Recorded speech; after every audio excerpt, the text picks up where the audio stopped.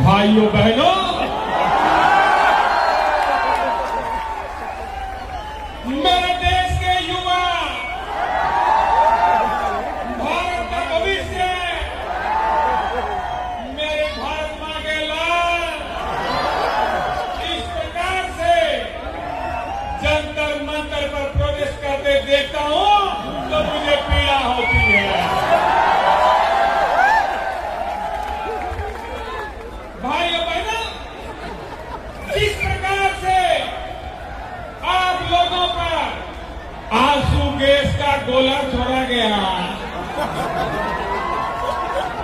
मुझे पूरा भरोसा है कि आंसू आपकी आंख से ही नहीं बल्कि आपकी वीडियो देख करके पूरे हिंदुस्तान की आंखों से आ रहे थे।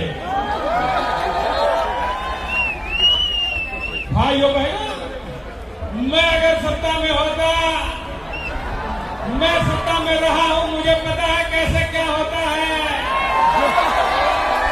मैं अगर सत्ता में होता तो ये युवाओं को यहां ऐसे बिखरने बगड़ने नहीं देता, ये युवाओं को रोने नहीं देता, ये बेरोजगारों को यहां पर घूमने नहीं देता।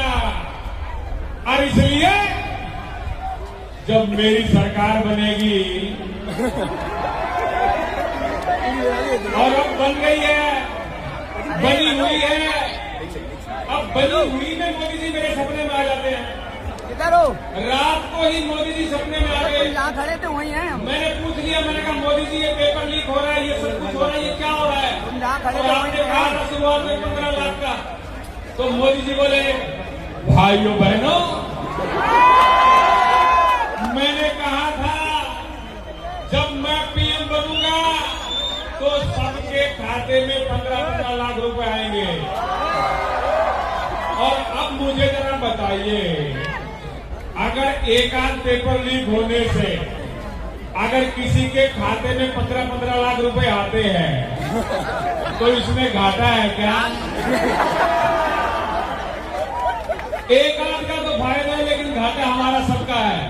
और दोस्तों, मैं इतना ही कहूंगा कि जितने दिन से आप लगे हुए हो, बहुत लोगों को ये उम्मीद भी नहीं थी कि इतने दिन ये चलेगा, लेकिन हम लोगों की एकता और संयम से, शांति से ये इतने दिन निकले हैं। और साथियों, जब तक जीत हासिल नहीं होती हमें और डटे रहना है।